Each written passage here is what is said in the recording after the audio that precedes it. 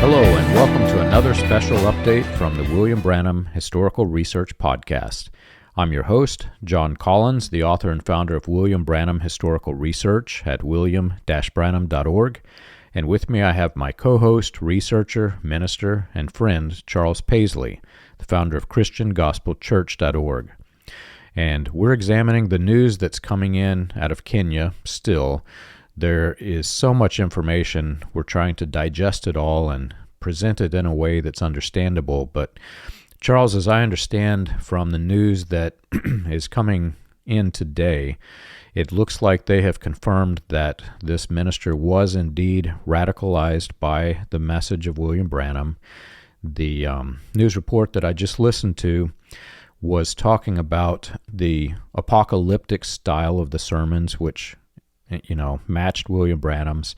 Also, the minister, Paul Mackenzie, was preaching very strongly against the government systems, the medical industry, the education systems, the Catholic Church. I mean, the list goes on. And for somebody who has grew up, like I did, in this cult, and is familiar with the words and statements of William Branham, the news literally is, if you were to take Paul Mackenzie's name out of this and just put William Branham's name in, every single thing that they said today, except for the starvation, would fit. Yeah, there's news stories now in almost all the major media. I've seen it on DW News coming out of Germany, Reuters, the BBC. They're all carrying images coming out of the cult with the pictures of the literature, the spoken word literature, the William Branham's name, right on there in a lot of the footage and pictures that are coming out. So, it's something else. There's, at this point, I think last I saw today, there's 76 dead at this point that they've counted. The Red Cross of Kenya at this point is tracking 112 missing people that they're aware of are missing at this point. And then there's an additional 33 people that they've been able to actually save as survivors who hadn't fully starved themselves to death yet. But at this point, there's more graves to be exhumed, 112 known missing, according to the Kenyan Red Cross. And it seems like this is a really big commune. Like I think we've said before, it's 800 acres. It's taking a lot of effort for them to search that entire thing. And they believe to some extent that there are still people hiding out there, evading authorities, and not, basically still continuing to try and starve themselves to death in the remote forest area. Well, there is some good news to report in all of this. They have, in fact, rescued 33 people, and I expect both numbers will probably go up as they continue this investigation. Like you said, the number of acres that they have to sift through and try to find bodies and survivors is just unbelievable. So I don't expect this to happen overnight, but at least they are finding now some survivors, and at least one person that was described in the news was actually buried alive, and they pulled the living person out of the grave. So there is a faint glimmer of hope in all of this. Yeah, I've heard that 3 other leaders of the cult have been arrested now, along with Paul Mackenzie, so that would put 4 of the leaders, including the senior leader, in police custody at this point. And, as you look at the footage, you look at what's coming out of there, and, just the analysis of his sermons, this is a group that, again, has clearly been influenced by the message, by the teachings of William Branham. They have a substantial amount of Branham literature in the commune. There's teachings of serpent seed and other very common, clear message themes. Where in Africa do you get serpent seed except from the message, right? I mean, where does serpent seed come except they've had communication with the message? And obviously they've got William Branham's books there. So, I mean, it's very obvious that is where these things had to have come from in their teachings. And what you see, what I believe we see there is kind of actually a pattern you see with the most extreme latter rain and the most extreme message groups of all, is where, after William Branham's gone, you have a man who he basically borrows William Branham's framework. He takes the key framework, the key doctrines, the key elements, and then builds a new cult around a new central figure. And that is basically what I think we're seeing here is someone who has borrowed a large section of his doctrines from William Branham and has just moved forward in his own cult, now being the central leader of this group. It's really sad, frightening thing, but it's something that we've actually seen play out multiple times. It's just not very common that we see it, falling apart on this large of a scale. Right. And it's really hard to understand the radicalized mind, because every single thing that the news has mentioned so far that the pastor was teaching the people, you can find trace elements of it in William Branham's ministry. Obviously, this guy became radicalized. We don't see, William Branham died before any climactic event for his cult happened. But think back to the very beginning of the latter rain, Charles. The explosion of the latter rain into Canada and North America started with what? It started with Atomic Power with God Through Fasting and Prayer by Franklin Hall, combined with William Branham's message, his apocalyptic message. This combination is what created the latter rain revival at the Sharon Orphanage, which exploded into the latter rain movement all throughout the United States and Canada. Here's a copy of the book you just mentioned, Atomic Power and Prayer. This is from 1946. This is actually a first edition. I have many amazing books in my collection, John. This is one of the books that sparked the early latter rain movement. And there are instructions on here in how to fast for 40 plus days and how God will basically keep you alive through fasting, when your faith reaches a certain strength, and how to get your faith to that level. You'll actually find that William Branham, I believe, endorsed Franklin Hall on tape, and endorsed the concepts in this book on tape, right? So people say William Branham didn't teach this stuff. You don't know what you're talking about. William Branham absolutely endorsed the concepts in this book from the very earliest days of the latter rain. Yeah, we actually have recordings of Franklin Hall and William Branham.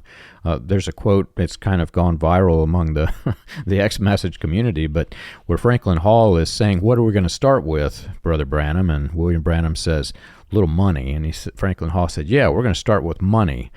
And so these guys were touring together. William Branham's promoting the fasting and prayer.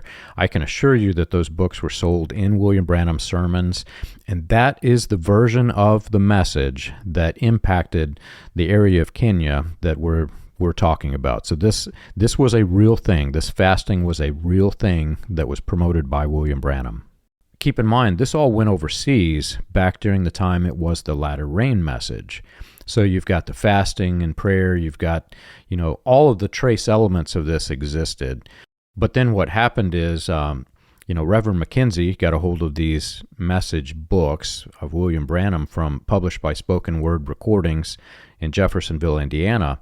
He became radicalized, and once a minister like this goes off the rails, there is no telling where they will go. Right, and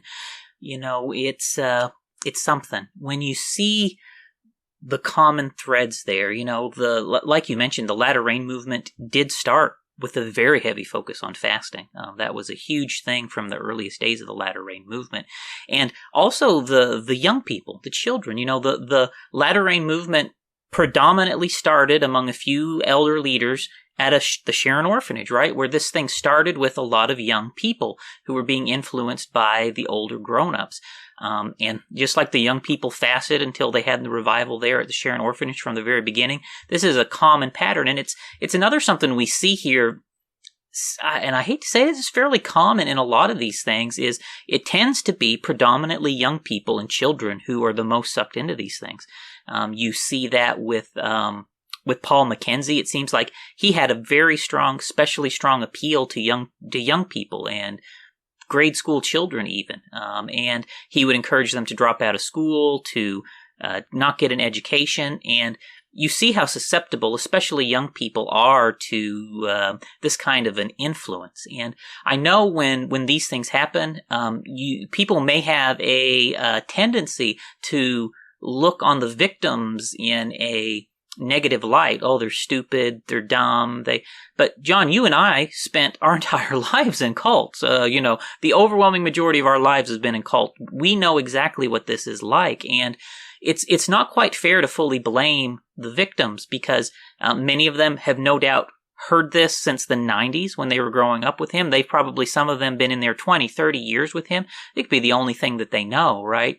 And especially when you're young, it's easy to be radicalized in that way because you have nothing to compare it to. And these systems are designed in such a way that, brainwashing and thought control is a real thing.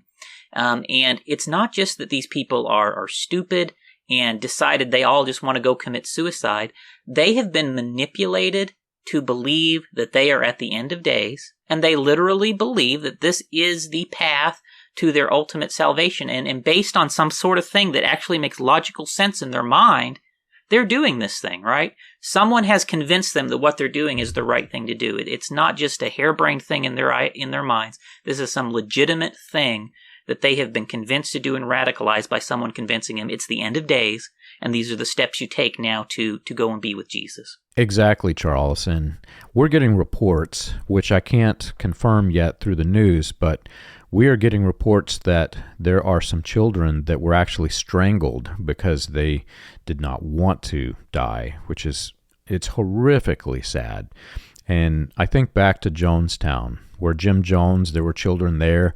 They also had to kill the children who did not want to drink the Kool-Aid and die. Jones was a product of this latter-rain movement. Jones was a leader in William Branham's message cult.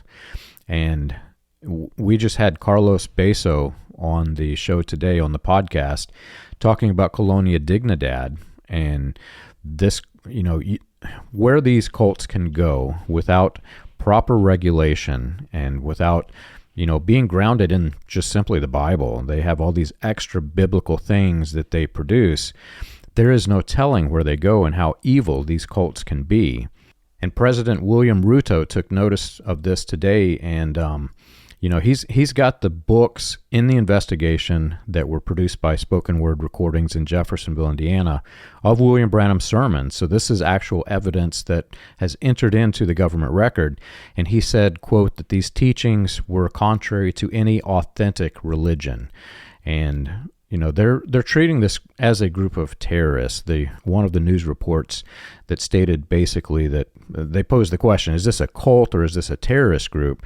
And I think they're starting to see the connection between, William Branham was involved with leaders in domestic terrorism in the United States. So I think they're starting to make this connection, Charles. Right, and it definitely was part of the original stuff that moved in. I mean, we showed, before we shared an article where the very earliest days of the Latter Rain movement in Kenya, how they went into the Mau Mau concentration camps and shared the teachings among the inmates, the prisoners in the Mau Mau concentration camp. And that is how these teachings initially made their entrance into Kenya.